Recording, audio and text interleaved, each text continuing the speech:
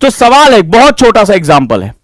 जीवन एक युद्ध है और इस युद्ध को आपकी अपनी शर्तों पे लड़ा जाएगा। याद रखना, जीवन एक युद्ध है और इस युद्ध को कभी दूसरे की शर्तों पे नहीं लड़ा जाएगा, यह आपकी अपनी शर्तों पे लड़ा जाएगा। युद्ध बलि मांगता है, तुम्हारा परिश्रम मांगता है, युद्ध मांगता है तुम्हारा त्याग, तुम्हारा खून, तुम्हारा पसीना।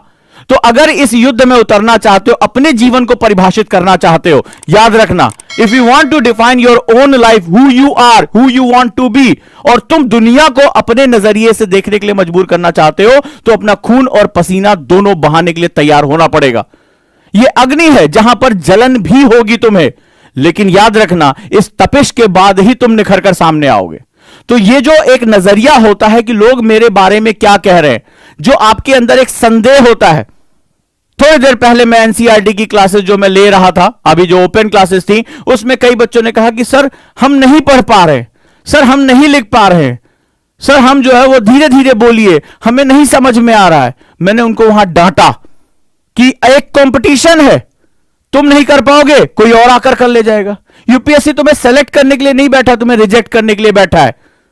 तो आखिर वहां पर तुम्हें अपनी क्षमताओं को बढ़ाना पड़ेगा। जितनी बार तुम ये कहते हो कि मुझसे याद नहीं हो रहा, मुझसे लिखा नहीं जा रहा है, मैं समझ नहीं पा रहा हूं, उतनी बार तुम अपने आप को यकीन दिलाते हो कि मैं समझ नहीं सकता, मैं लिख नहीं सकता, मैं पढ़ना नहीं चाहता। इसका यही सिंपल सा मतलब होता है और इससे ज्यादा कुछ नहीं। क्योंकि युद्ध करने वाला यही जानता है कि यह युद्ध है और जब तक मेरे प्राण है, जब तक मैं जीवित हूं, तब तक मैं लड़ाई लड़ूंगा। और मैं लड़ाई न सिर्फ लड़ूंगा, मैं लड़ाई जीतूंगा।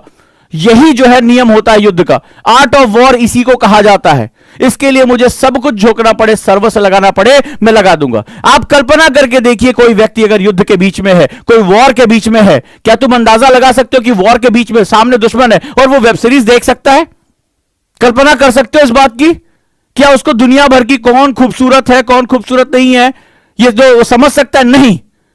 वॉर का टाइम है तो वो सिर्फ और सिर्फ अपने अपोनेंट पे अपनी नजर रखता है, वो अपनी रणनीतियों पे बात करता है। क्या उसको युद्ध करते समय चिंता होती है, अरे घर पे कौन मेरा इंतजार कर रहा होगा, वो ड्राइंग रूम में जो है मैं गैस तो नहीं, वो जलती हुई किचन में छोड़ के तो नहीं आया? क्या युद्ध करने वाले व्यक्ति के दिमाग में ऐसा कोई भी विचार आता है? तो सवाल है कि जब तुम युद्ध अब इस लबासना की तैयारी कर रहे हो, यूपीएससी की तैयारी कर रहे हो, तो तुम्हारे दिमाग में क्यों आता है कि मेरे फूफा ने कहा कि तुमसे आईएएस नहीं हो पाएगा?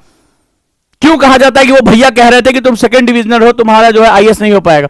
क्यों तुम्हें यह विचार आता है कि चलो यार थोड़ी देर एंजॉय कर लें, थोड़ी देर रेस्ट कर लें? क्या युद्ध में कोई भी खड़ा, युद्ध के मैदान में कोई खड़ा व्यक्ति इस तरह का किसी विचार के बारे में सोच सकता है? एक झटके में उसका सर जो है उसके धड़ से अलग हो जाएगा। तो महसूस करो कि यह एक तैयारी नहीं, एक वॉर है, एक युद्ध है। जिस दिन तुम्हें इस युद्ध की फीलिंग आनी शुरू हो जाएगी, तुम्हारे कान अपने आप बंद हो जाएंगे, आंखें सिर्फ अपने लक्ष्य को देखेंगी और सारे स्नायु तंत्र, सारी मस्कुलर पावर तुम्हें अपना लक्ष्य भेदने के लिए प्रेरित करना शुरू कर देंगे। तुम्हें किसी की आवश्यकता नहीं होगी, क्योंकि तुम्हें पता है या तो तुम मारोगे या तुम मर जाओगे। डू और डाई, यही आपके पास विकल्प होता है और विकल्पहीनता जीवन में बहुत इंपॉर्टेंट होती है।